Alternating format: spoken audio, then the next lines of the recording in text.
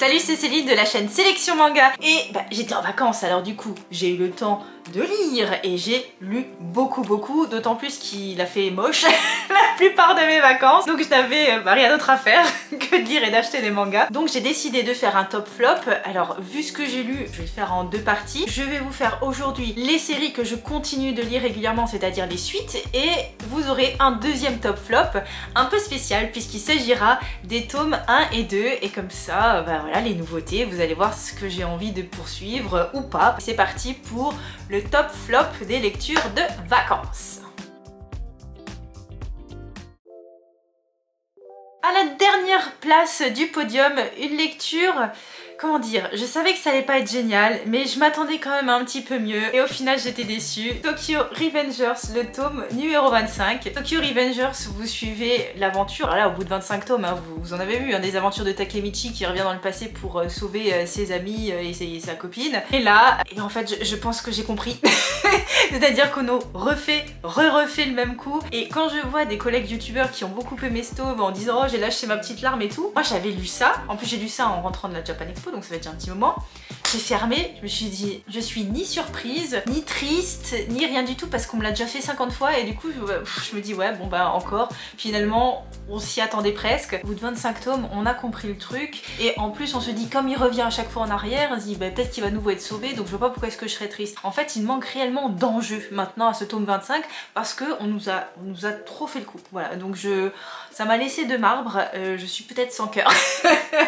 Mais là je me suis dit oh non là c'est un peu trop là quand même, je dis encore combien de fois il faut mourir avec eux. Voilà, tome 25 de Tokyo Revengers. J'ai appris récemment qu'il y avait 31 tomes en tout sortis au Japon, n'est-ce pas Mangakam? Donc j'ai quand même terminé, mais voilà, on reprend la même chose et on recommence quoi.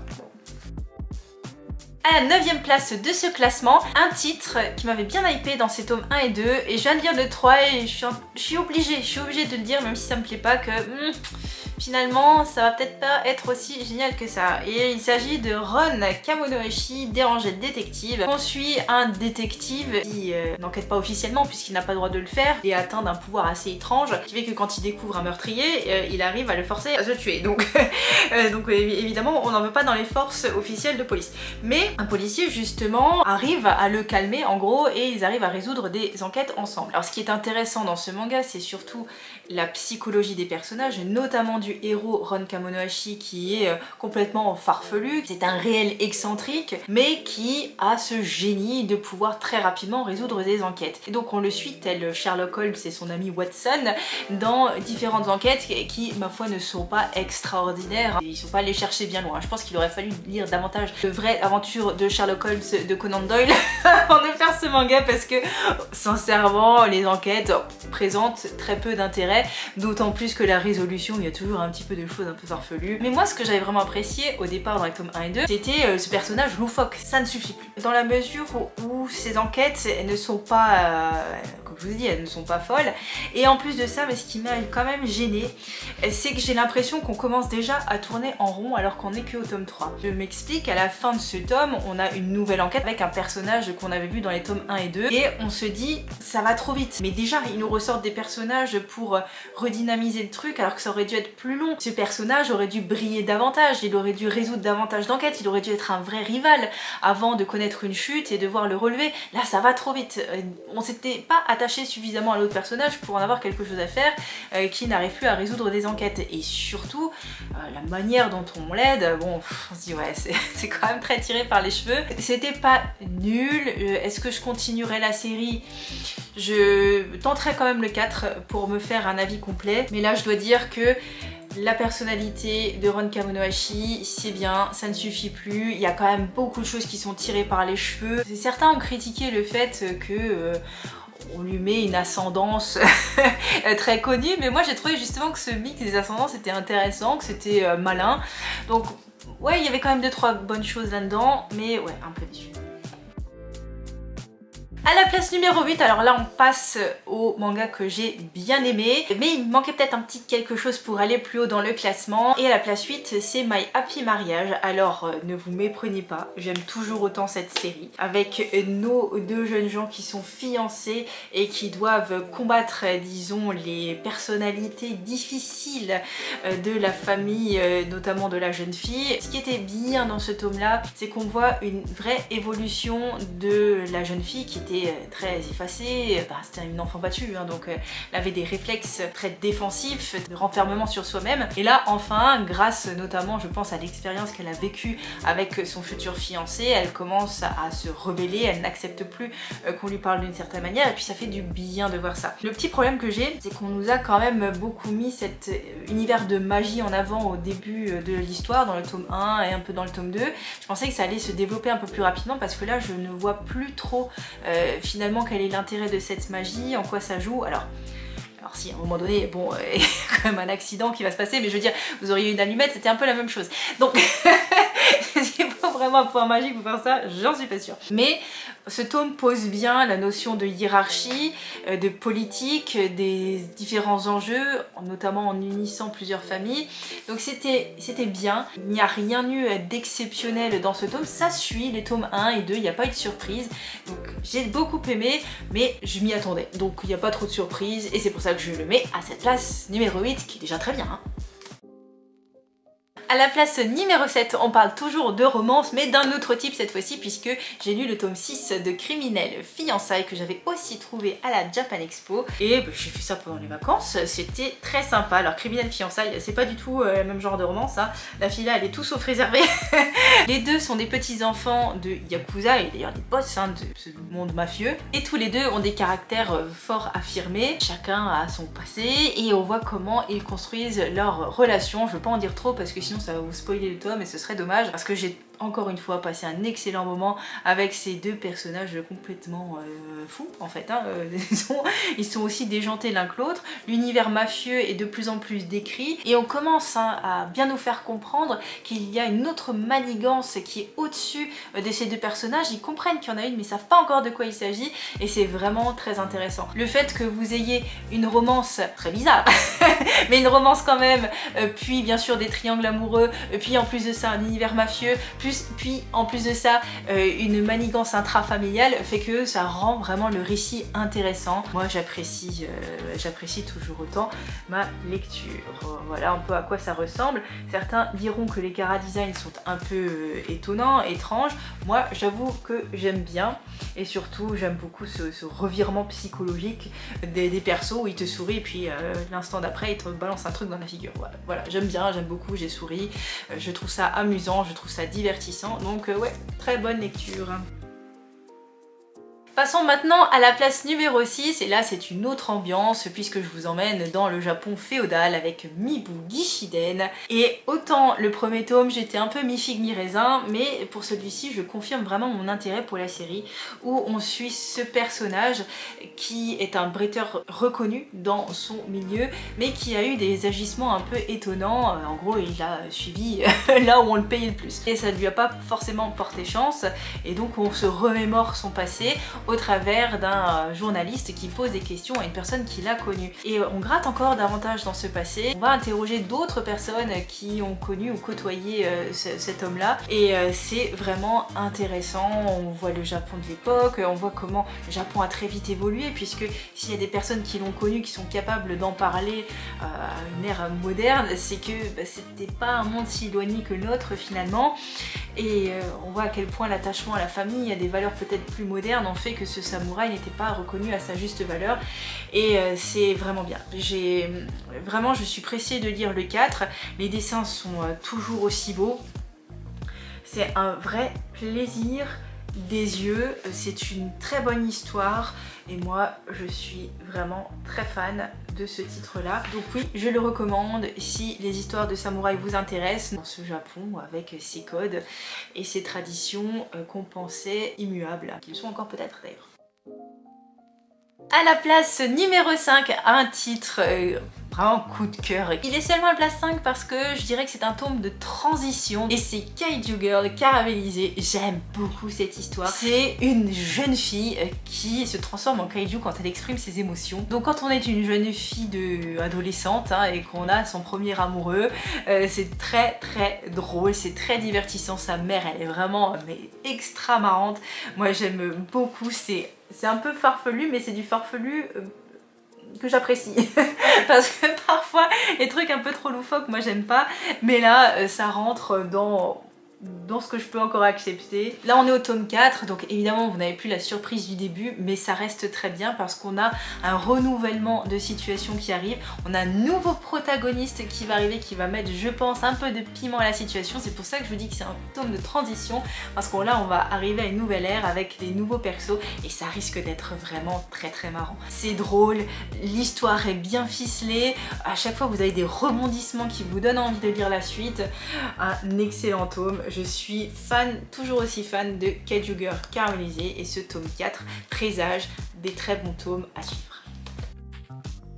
À la place numéro 4, alors un titre que vous m'avez conseillé, et quel bon conseil puisque j'ai adoré. J'ai tellement adoré que quand j'ai fini les tomes que j'avais pris avec moi en vacances, je suis vite allée m'en procurer d'autres. Colocataires à leur manière, j'ai lu les tomes 2, 3 et 4. Petit bonbon pour moi cette lecture. On suit un homme qui est écrivain mais il est très introverti et il découvre ce qu'est la vie avec un chat et donc ça lui ouvre des portes parce que lui il est dans sa piole à écrire des romans donc la vraie vie ça l'intéressait pas et là il est obligé de sortir ne serait-ce que pour acheter des croquettes au chat et ça donne lieu à plein de situations, plein de bons sentiments, c'est vrai, c'est très bienveillant, c'est très chou, c'est très mignon avec des personnages qui sont marrants.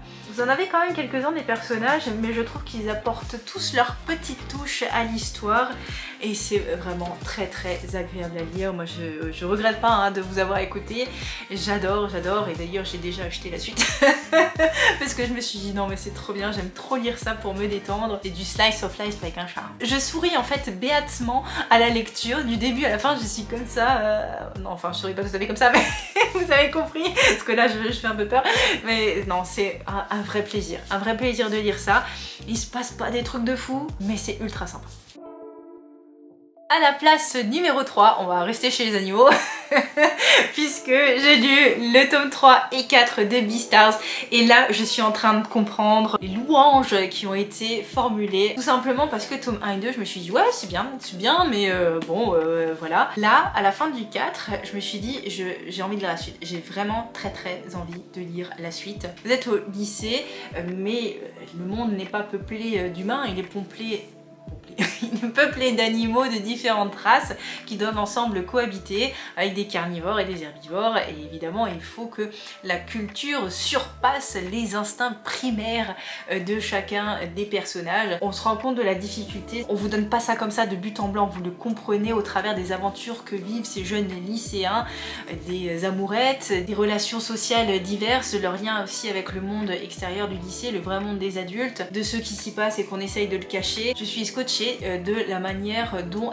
sont traités des sujets qui sont extrêmement durs. Oui c'est un seinen donc c'est pas fait pour les enfants, attention parce qu'il y a quand même des choses parce qu'on arrive à se mettre à leur place en fait et c'est ça qui est étonnant, on voit très bien où veut en venir l'autrice et c'est vraiment très bien. Il m'a fallu lire jusqu'au tome 4 pour vraiment me rendre compte que ça allait être plus que bien et j'ai acheté aussi déjà la suite que j'ai vraiment très envie de lire. Là faut que je me retienne parce que j'ai autre chose à lire juste avant. Là je comprends, là c'est le tome 4 à la fin qui me dit ah ouais il faut que je lise la suite, ça c'est du très bon ça. À la place numéro 2 de la stratégie, une citadelle qui est devenue imprenable grâce à une personne qui est venue en renfort pour les aider et je parle bien sûr de Boko Stratège. J'ai encore une fois beaucoup aimé. Alors au départ quand moi je voyais la couverture vraiment ça ne me disait absolument rien ce titre, mais en lisant le tome 1 je me suis dit c'est trop bien. Ça va être une série courte donc je pense que le rythme soutenu aide beaucoup à ce que j'accroche. On parle de Boko qui vient aider une population prise d'assaut par l'ennemi et on voit toute la stratégie, toute la psychologie, tout le management et tous les efforts que fournit cet homme. Vous avez des vrais rivaux en face, vous avez une façon de combattre qui est étonnante, qui est bien réalisée. Alors certains ne vont pas aimer les dessins parce que bon, ça peut paraître un peu à l'ancienne, mais ce que j'ai apprécié, c'est qu'on comprend le background de Boko. Ce que j'ai beaucoup aimé aussi, c'est les sortes de leçons de morale qu'on peut tirer de ce manga, parce qu'il a fait des choses pas bien avant, mais il essaye de se racheter, comme tout le monde, hein, j'ai envie de dire. Donc c'est bien. C'est un très bon manga, j'ai hâte de lire la suite, c'est pour ça que je le place en deuxième position, c'est parce que dès qu'un tome sort, en fait j'ai envie de le lire tout de suite. On nous fait aussi comprendre que Boko, bah, il est pas immortel, que lui aussi a ses failles, et ouais, ça fait du bien. Ça fait du bien un bon manga comme celui-ci. Une excellente surprise pour moi qui pensait pas du tout apprécier ce genre d'histoire, parce qu'on parle militaire, on parle stratégie, des vieux gars qui se tapent dessus avec une tête bizarre, mais c'est trop bien. Je vous l'ai bien vendu là. À la place numéro 1 de ce top flop spécial suite, ben là c'est la suite et la fin d'un titre que j'avais bien aimé au départ et qui ne m'a pas du tout déçu tout au long de ces 6 tomes. Et je parle de Bambi d'Atsushi Kaneko. Ça y est, j'ai enfin lu la fin de cette histoire, mais complètement folle. On suit Bambi. Elle avait une mission, c'était de récupérer un gosse et de le ramener auprès des commanditaires de cette mission, dit les vieux. Et c'est un road trip mais complètement dingue, parce qu'elle est aussi complètement dingue. Personne ne lui résiste. À la fin, elle a quand même des ennemis à sa mesure, 3 nanas qui sont super fortes et qui lui donnent du fil à retordre. La fin est aussi folle que le début. J'ai lu un peu les notes de l'auteur qui nous disait qu'il avait mis dans ce manga tout ce qu'il aimait, du rock punk des années 80 avec des références de films, etc. Je vous avoue que j'avais pas toutes les références, j'en avais quelques-unes mais pas toutes, mais honnêtement j'ai passé un excellent moment. Moi je suis plutôt quelqu'un, vous voyez, de sérieux, de lisse, qui rentre dans les cases, et ça c'est tout le contraire de moi, et pourtant j'étais complètement fan de cette histoire. Même le dessin est fou. Alors j'ai essayé de vous montrer ça, il faut que je fasse attention à ce que je vous montre, bien entendu.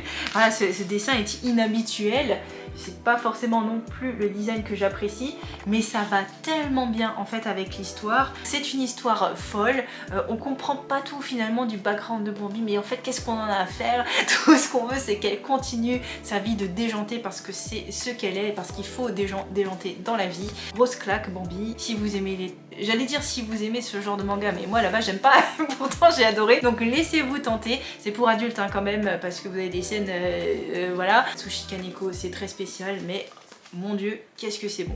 C'est tout pour mon top flop spécial de suite, lecture de vacances. N'hésitez pas à me dire en commentaire quels sont les mangas que vous avez lus et que vous avez adoré, ou ceux que vous avez détestés. D'ailleurs vous avez le droit aussi, hein, c'est un top flop, on peut faire les deux. Et bien sûr n'hésitez pas non plus à vous abonner, ça y est on a atteint les 2000. Je suis vraiment super reconnaissante envers vous qui décidez de regarder mes vidéos et de vous abonner, ça me motive vraiment beaucoup. Donc n'hésitez pas à vous abonner si c'est pas déjà fait. Et puis bah, je vous retrouve très bientôt bien sûr pour la prochaine vidéo. Salut!